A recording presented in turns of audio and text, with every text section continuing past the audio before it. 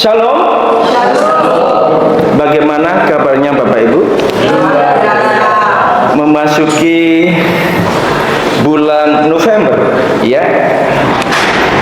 Tentunya kita bisa memasuki bulan ini, kita bisa berkata, Tuhan, kami bersyukur karena kami bisa melangkah di bulan Oktober, dan sekarang kami berdiri di bulan November.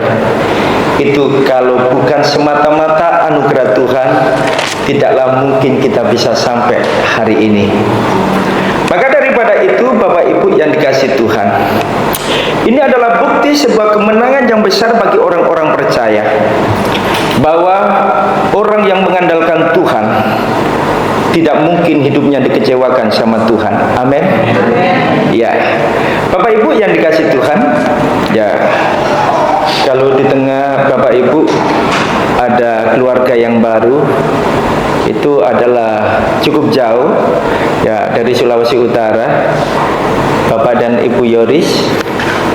Beliaunya dari Manado, ya, dari Bitung, dan selama 1 bulan ini sedang menunggu proses interview ke Dubes Amerika Serikat di Citraland.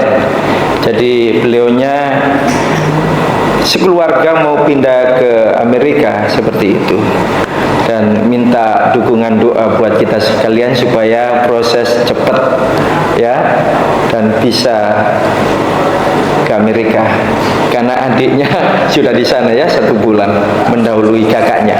Tapi nggak apa-apa, berkat Tuhan selalu tepat dan tidak akan mungkin cepat atau terlambat. Amin.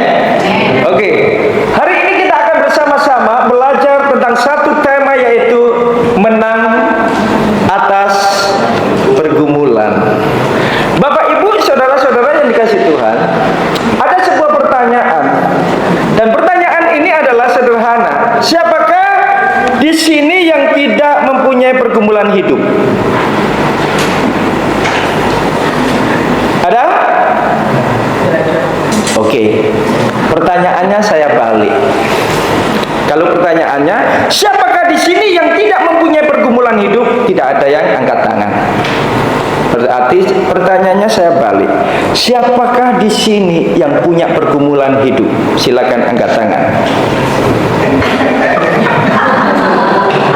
Loh, nggak ada yang angkat tangan? Oh, ada, saya nggak lihat kok, Bapak Ibu. Tuhan aja dan malaikat yang lihat. Bapak Ibu, ada seorang perempuan di Athena.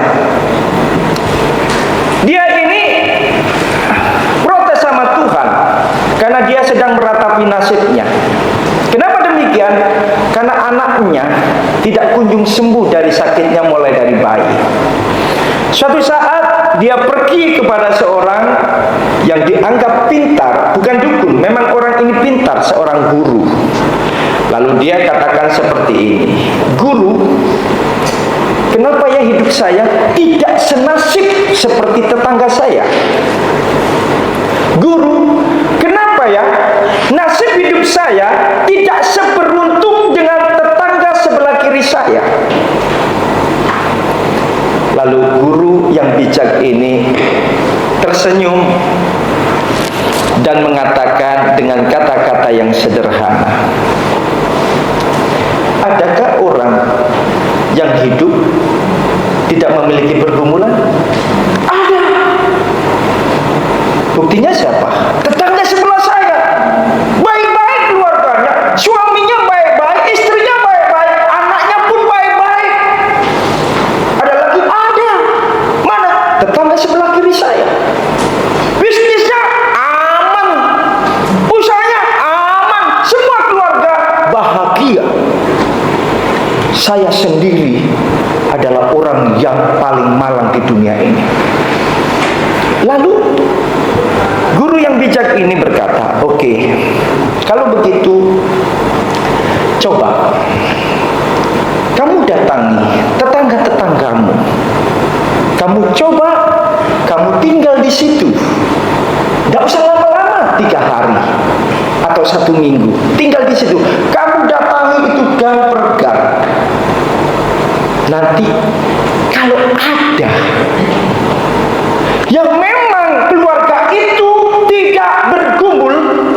maka kamu adalah orang yang paling beruntung dan paling berbahagia.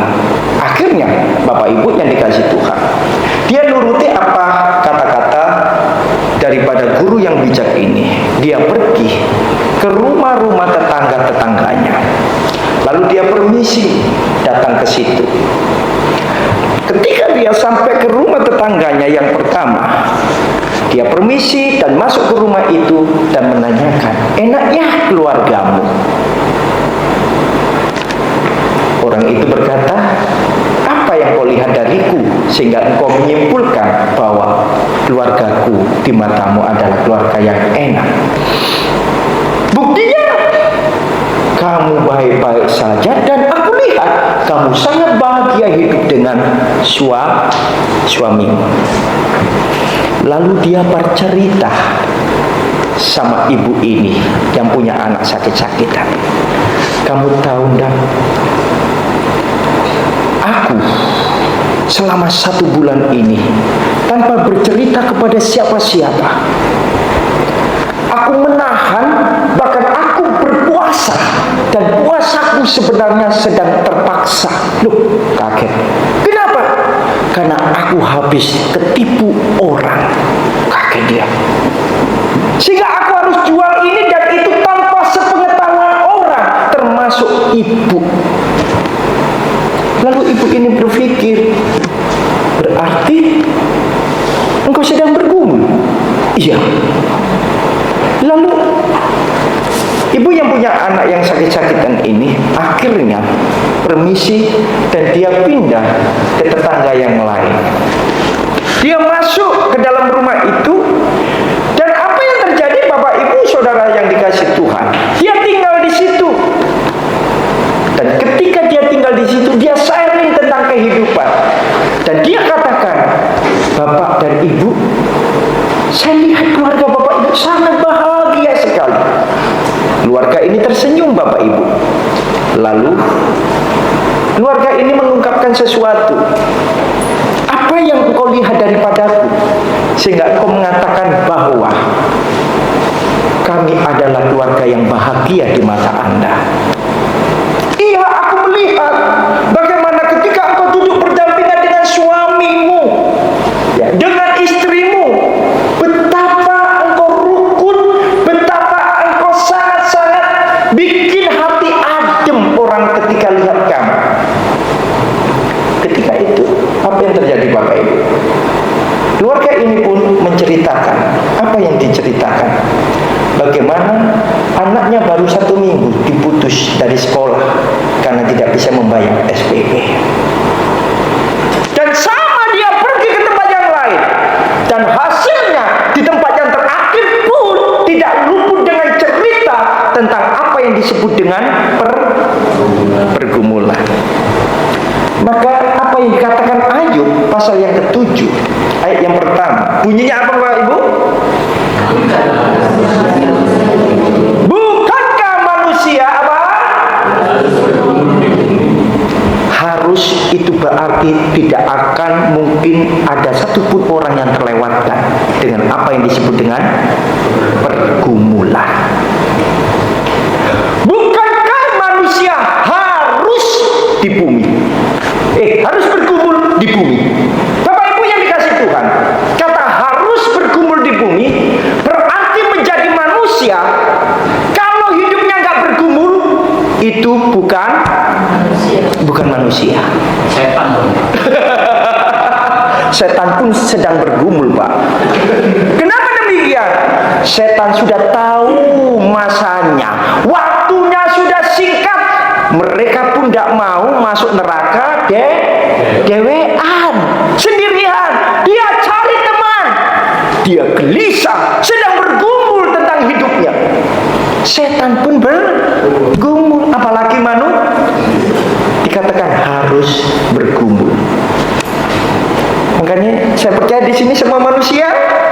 Amin. Berarti Bapak Ibu nggak salah ketika Bapak Ibu datang dari rumah dan sekarang ada di tempat ini. Berarti Bapak Ibu sedang. Berarti saya lanjutkan khotbah saya. Duh, Kalau Bapak Ibu nggak bergumul, saya nggak akan mungkin khotbah. Karena Alkitab mengatakan, bukankah manusia harus bergumul di muka bumi ini? Tidak ada yang kehilangan, keluarga yang terdekatnya, orang yang dikasihnya. Kita nggak ngerti pergumulan orang masing-masing. Mungkin dia sedang tutup mulut sehingga nggak diketahui oleh orang lain, dan orang lain menilai kok baik ya, kok bahagia dan lain sebagainya. Tapi di sini kita mau belajar dari kehidupan satu tokoh yang namanya Daud. Yuk kita buka 1 Samuel 23. Samuel 23 ayat 1 sampai 13. Sudah menemukan? 1 Samuel 23 ayat 1 sampai 13. Ya, Bapak Ibu, karena ayatnya panjang, nanti Bapak Ibu baca sebagai PR Bapak Ibu, supaya semakin lebih dalam Bapak Ibu. Nah, begini, Daud, ringkas ceritanya adalah seperti ini. Daud ini adalah seorang raja. Kalau bicara seorang raja Bapak Ibu, fasilitas ada. Tidak kekurangan yang namanya apa yang disebut dengan ekonomi. Karena semua dia dapatkan dari hasil pajak rakyat Israel pada saat itu, dari upeti. Dia tinggal di istana, dia punya kedudukan, dia punya kekuasaan dan lain sebagainya. Jadi kita bisa membayangkan bagaimana Daud sebenarnya di mata kita adalah orang yang sangat beruntung dan paling beruntung. Amin. Tapi tidak tahukah saudara, ternyata di balik kelihatan bahagianya Daud, ada sebuah pergumulan yang dialami oleh Daud. Perhatikan di situ Bapak Ibu. Daud tidak pernah akur sama bapak mertua. Nama bapak mertuanya siapa? Saul.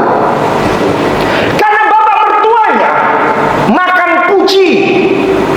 Ketika Daud dipuji berlaksa-laksa, Saul dipuji beribu-ribu. Banyak laksa atau ribu-ribu? Laksa. Bikin iri enggak? Bikin iri enggak? Bikin iri. Bapak mertuanya iri ketika mendengar pujian lebih banyak diberikan kepada Daud daripada kepada Saul. Dia makan puji bapak mertua. Di sini ada yang punya bapak mertua. Tapi konflik ini Bapak Ibu dicatat dalam Alkitab. Biasanya yang konflik terbesar itu siapa Bapak Ibu? Ibu mertua dengan anak menantu perempuan. Itu survei membuktikan. Tapi kali ini Alkitab mencatat hubungan antara papa mertua dengan anak menantu laki-laki masalah. Ada masalah di situ. Dia namanya Saul. Tidak mau dia digeser yang namanya kedudukannya. Sudah duduk di kursi yang empuk dan seharusnya regenerasi, tapi dia nggak mau. Kalau tahtanya diambil alih oleh siapa? Anak menantunya. Akhirnya apa yang terjadi? Sakit hati. Ini masalah dari dalam Bapak Ibu, keluarganya sendiri. Raja Saul berusaha bagaimana menghabisi anak menantunya sendiri. Supaya apa? Pujian itu tidak terbagi. Pujian itu hanya untuk dirinya, bukan untuk orang lain. Tapi bagaimana caranya supaya pujian itu hanya untuk dirinya? Itu cara berpikir Saul seperti itu. Gimana caranya Bapak Ibu? Untuk pujian, supaya pujian itu hanya untuk diri Saul. Cara Saul gimana? Menyingkirkan Daud, bukan sekedar menyingkirkan, tapi bagaimana cara menghabisi anak menantunya. Ini masalah dari dalam. Akhirnya Daud ketakutan. Daud harus menyingkir, pindah-pindah Bapak Ibu. Dia pindah nggak cuma satu tempat Bapak Ibu. Seorang raja raja harus tinggalnya di istana, tidur di tempat yang enak, nyaman dan lain sebagainya. Tetapi kalau kita membaca bagaimana Daud itu pindah dari satu tempat ke tempat yang lain, di Nob, di situ dia ketahuan tercium bagaimana Daud bersama dengan 600 prajuritnya tercium oleh Saul. Akhirnya dia pindah ke kota Gat. Di Gat sama juga, ketika dia melarikan diri ketahuan di situ tercium oleh Saul. Akhirnya dia melarikan diri dan pergi ke Gua Adulam. Coba Bapak Ibu, seorang raja harus melarikan diri dari kejaran papa mertuanya ke Gua Adulam. Tidur pun tidak bisa nyenyak, tidur pun tidak bisa pulas. Kenapa demikian? Karena ketakutan itu menghantui Daud. Bagaimana caranya Saul bisa tangkap Daud dan membunuh Daud? Bahkan Bapak Ibu, ketika Daud disembunyikan oleh Imam Abiatar, ya, papanya Imam Abiatar, Ahimelek, apa yang terjadi? Saul tahu. Imam Ahimelek kasih yang namanya logistik.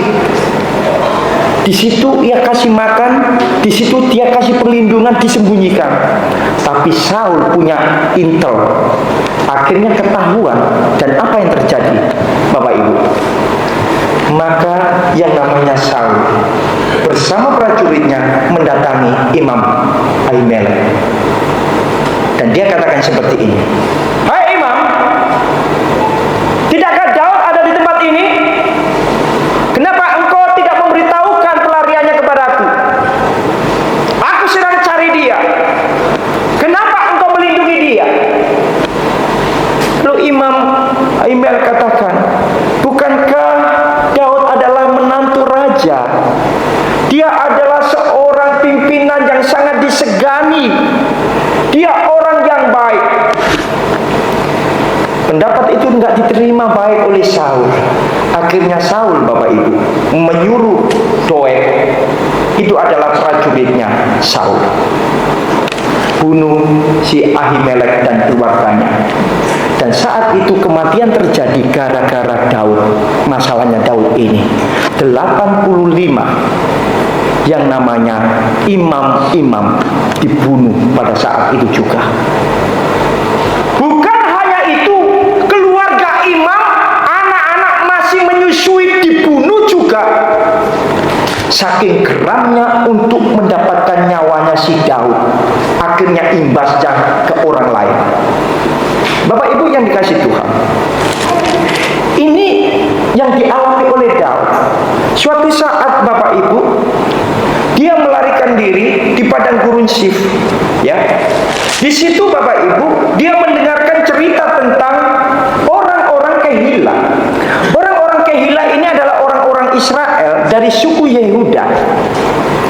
Nah, orang-orang Filistin ini adalah orang-orang yang berusaha menjarah warga Kehila.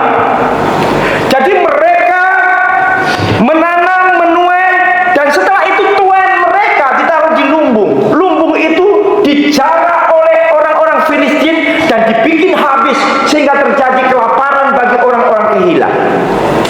Daud dapat kabar, "Bos, saudara-saudara kita orang-orang Kehila, mereka tidak bisa makan, mereka kesulitan, dan mereka semua mengalami penderitaan." Kenapa demikian? Karena mereka sedang dijarah oleh orang-orang Filistin. Apa yang terjadi Bapak Ibu? Daud diam aja? Daud diam aja? Enggak. Daud ketika mendengar laporan seperti itu, akhirnya Daud berespon, "Yuk kita semua pergi ke Kehila." Lalu prajurit-prajuritnya ada 600 itu, "Bos, kenapa kita bela orang-orang Kehila, sedangkan kita di sini sedang ada masalah? Kita mau melawan orang Filistin, sedang kita ini punya masalah.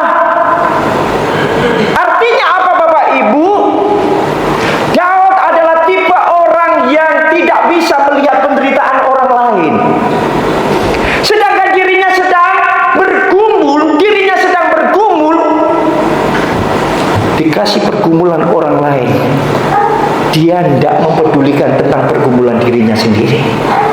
Dia berusaha untuk membantu orang lain yang sedang bergumul.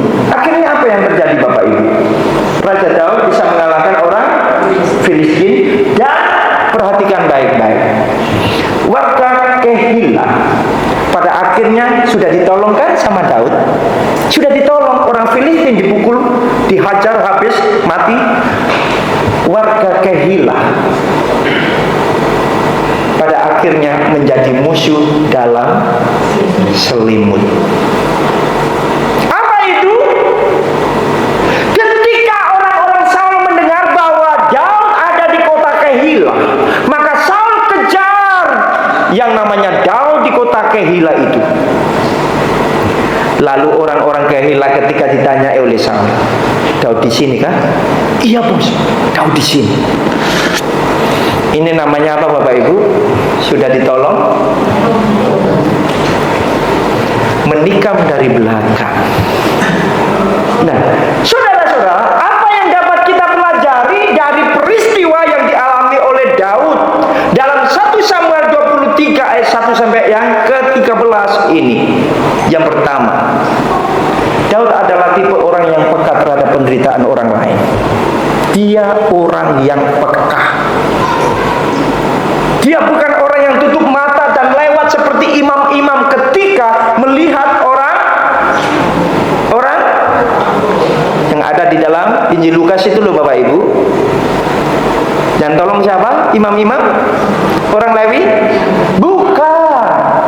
Orang yang dirampok habis-habisan, siapa yang tolong? Orang Samaria yang baik hati. Daud bukan tipe seperti itu. Daud adalah tipe orang yang peka terhadap penderitaan orang lain. Yang kedua, Daud adalah orang yang tidak pernah mementingkan dirinya sendiri. Kalau kita baca ayat yang ketiga Bapak Ibu, 1 Samuel 23 ayat yang ketiga. Tetapi orang-orang Daud berkata kepada Daud apa? Di situ? Apa? Ingatlah. Sedangkan di sini di Yehuda kita sudah dalam ketakutan, apalagi kalau kita pergi ke Kehilah melawan barisan perang orang Filistin. Artinya begini, Daud, kita ini punya masalah sendiri, sudah nggak usahlah ngurusi masalah orang lain. Banyak orang seperti itu ya Bapak Ibu ya.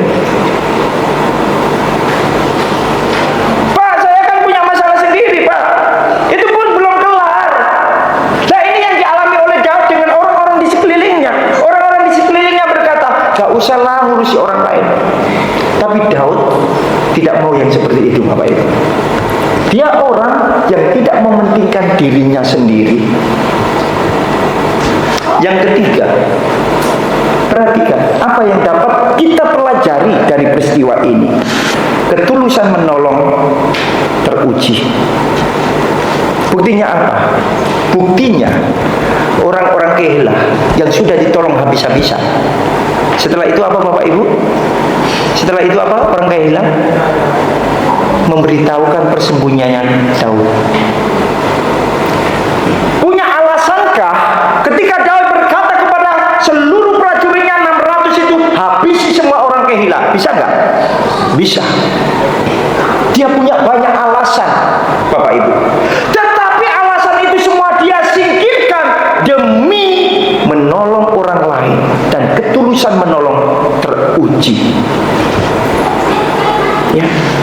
Yang berikutnya Bapak Ibu, yang keempat, apa di situ? Daud tidak menaruh pengharapan pada sesuatu yang terlihat. Ini penting Bapak Ibu. Makanya Daud pun punya kekuatan dan punya kesempatan banyak untuk menghabisi papa mertuanya. Itu gampang buat Daud. Wong yang menyertai Daud itu orang-orang militan, orang-orang hebat, tentara yang terdidik luar biasa. Untuk menghabisi Saul papa mertuanya itu gampang buat Daud. Tapi Daud tidak melihat orang-orang sekelilingnya. Dia nggak mau seperti itu. Dia punya modal untuk melawan papa mertuanya. Dia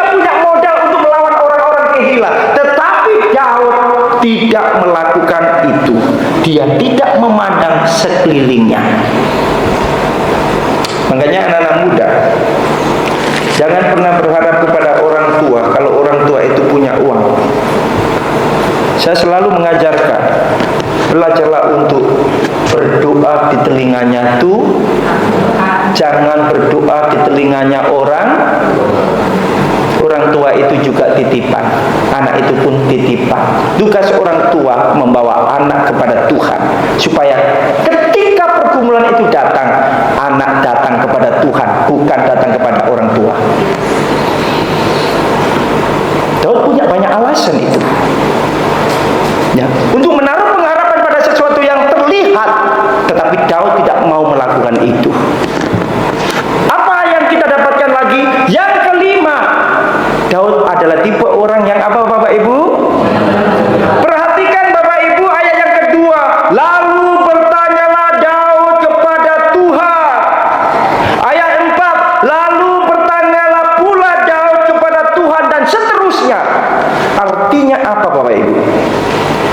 Daud punya hubungan yang baik dengan Tuhan.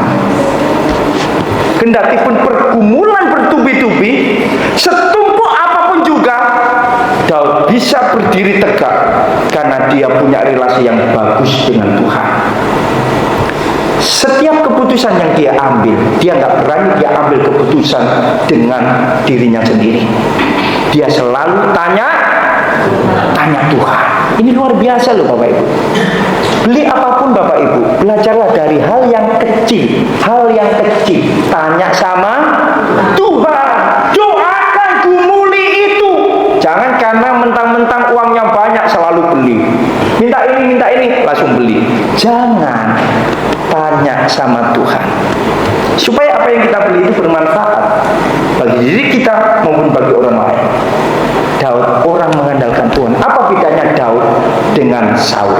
Perhatikan, Saul pun dari mulutnya keluar nama Tuhan. Yuk kita lihat ayat 7. Kepada Saul diberitahukan bahwa Daud telah masuk ke Kehila. Lalu berkatalah Saul, apa?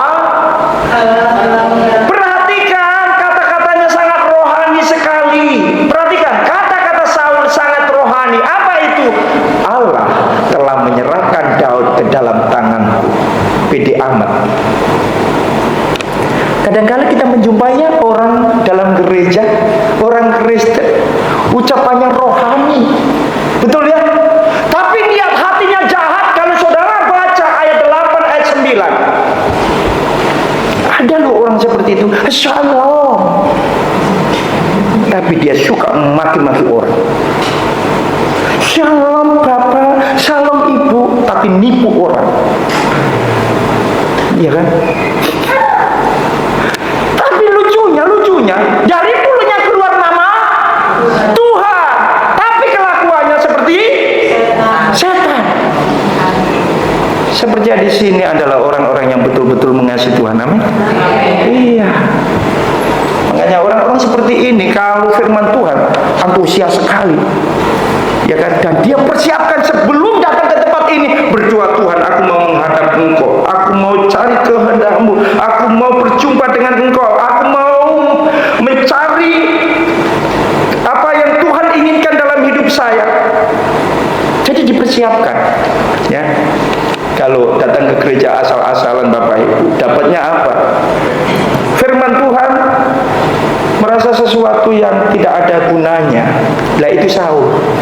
Kendati pun mulutnya bisa berucap kata Tuhan. Bedanya dengan Daud. Kalau Saul hanya sekedar pernyataan. Tapi kalau Daud, dia bukan bicara dengan pernyataan kata-kata, tapi sikap hati dia jaga.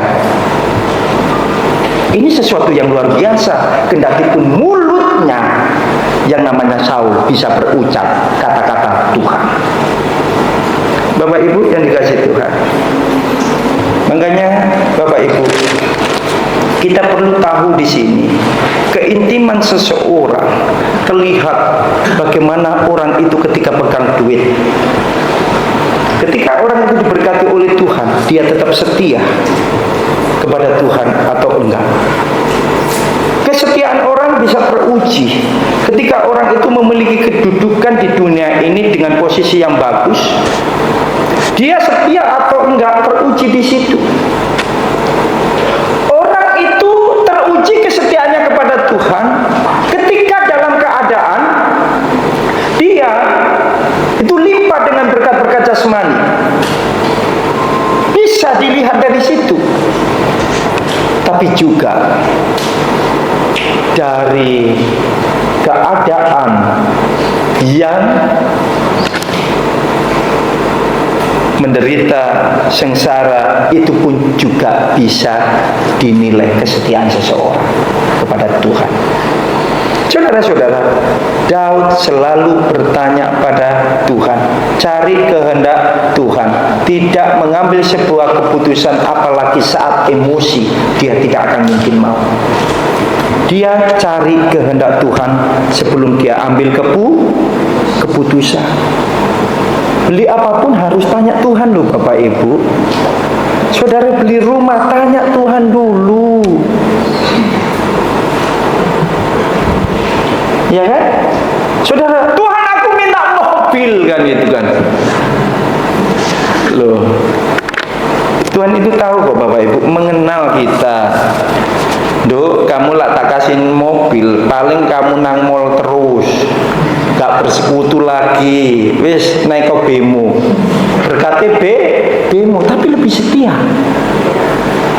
Banyak orang dikasih mobil, macam-macam mobil, akhirnya selalu berkata, sibuk saya, sibuk. Akhirnya Tuhan kalah, sibuk. Bapak Ibu yang dikasih Tuhan, Daud ini adalah orang yang tidak kekurangan, tetapi Tuhan izinkan pergumulan terjadi dalam hidupnya. Tapi ciri hidupnya tidak pernah lepas dengan relasi dengan Tuhan. Ini sesuatu yang luar biasa. Yang terakhir, yang keenam, apa Bapak Ibu? Tipe Daud adalah orang yang suka mengalah. Orang yang mengalah belum tentu orang itu kalah. Ya kan? Perhatikan Bapak Ibu, ayat 13. Ketika posisi Daud ini diketahui oleh Saul, ketika ada di kota Kehila, apa yang terjadi? Lalu bersiaplah Daud dan orang-orangnya, kira-kira 600 orang banyaknya. Mereka keluar dari Kehila dan pergi kemana saja mereka dapat pergi.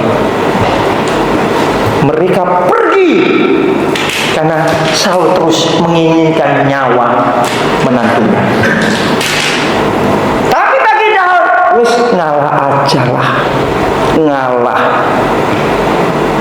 Orang yang ngalah belum tentu kalah. Apalagi ini adalah kehendak Tuhan. Dia selalu tanya sama Tuhan. Tuhan pimpin, dan Tuhan terus pimpin. Bapak Ibu, ada orang, aku capek loh Om. Kenapa? Masa aku diomongin seperti ini? Tapi kamu seperti itu enggak? Apa yang diomong? Enggak, ya sudah, diamkan aja. Nanti dia akan capek sendiri. Ya biasa, nanti mulutnya akan tertutup seperti singa, ya, di dalam gua singa itu. Ya kan? Siapa itu? Peristiwanya siapa Bapak Ibu? Ya, Daniel. Biarkan aja. Nanti kan capek-capek sendiri. Daud orang yang mengalah Bapak Ibu. Daud itu lebih mudah, agresif, bisa bunuh yang namanya papa mertuanya. Tapi Daud katakan enggak. Dan dia di sini katakan, lalu bersiaplah Daud dan orang-orangnya. Mereka keluar dari Kehila dan pergi kemana saja. Artinya apa? Wes pokoknya aku nggak ngerti, yang penting aku selamat, aku nggak nyakiti orang lain. Aku pergi aja. Nggak ngerti Tuhan mau pimpin kemana, aku nggak ngerti. Dan luar biasanya, prinsip hidup yang seperti ini tidak pernah dikecewakan Tuhan. Ayat yang ke-14 Bapak Ibu, kita baca bunyinya apa? Maka Daud tinggal di padang gurun, di tempat-tempat perlindungan.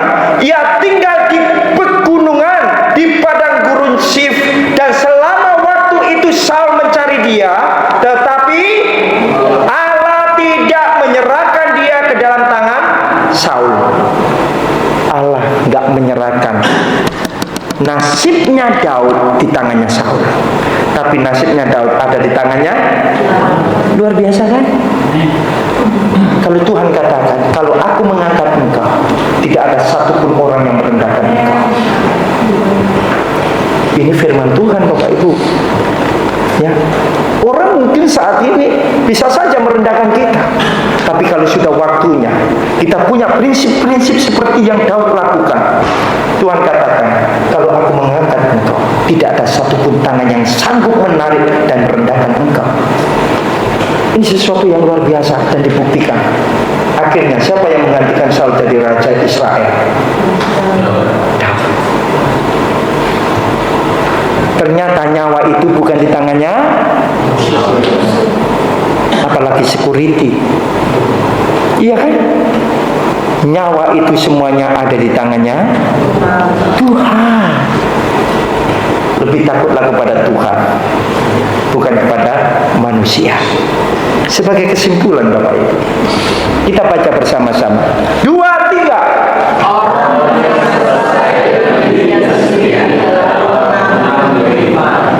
Orang yang sudah selesai dengan dirinya sendiri adalah pemenang kehidupan. Orang yang bisa berdamai dengan dirinya sendiri adalah orang yang bisa menaklukkan setiap pergumulan dalam hidupnya. Ciri-ciri orang yang belum bisa berdamai dengan dirinya sendiri: suka ngomel, suka gerutu, suka bersungut-sungut, gak terima dengan keadaan nasibnya. Itu orang-orang yang sudah keok sebelum berperang, karena belum selesai dengan dirinya sendiri. Makanya orang rendahkan serendah-rendahnya, gak pusing Bapak Ibu. Maka buatlah dirimu direndahkan orang serendah-rendahnya, sampai orang itu tidak mampu lagi untuk merendahkan saudara. Ya, orang kan lihat sekarangnya, tapi kita nggak tahu kedepannya Tuhan mau bikin apa untuk kita. Amin. Nggak apa-apa. Yang kontrak nggak masalah. Berdoa terus, bergumul. Amin. Kalau kita bawa semua pergumulan kita kepada Tuhan, semuanya bisa beres dengan cara Tuhan. Tidak usah paksa-paksa. Ada orang bingung, ya, ingin mau menunjukkan dirinya, beraktualisasi, menunjukkan dirinya kepada orang lain supaya diakui dirinya itu di mata orang. Nggak usah Bapak Ibu. Ya, saya katakan nggak usah, apa adanya gitu loh. Ya, jadi ada orang yang ingin diakui oleh orang lain di komunitasnya. Dia harus, dulu saat saya di SMP itu Bapak Ibu, ada teman seperti itu, suka ngebosi. Ya, di kantin itu suka ngebosi. Ternyata yang digunakan untuk membeli di kantin itu uang SPP. Nunggak sampai 4 bulan, papa mamanya dipanggil ke sekolah. Loh, ada model orang yang seperti ini. Hidup kita biasa aja, tampilkan apa adanya. Itulah pemenang kehidupan. Selesaikan diri kita sendiri. Ya, orang yang sanggup menyelesaikan dirinya sendiri adalah pemenang kehidupan. Maka kita bersama-sama saat ini mempersiapkan hati kita untuk menyambut sakramen perjamuan. Saja untuk Bapak Ibu menaikkan pujian tadi itu.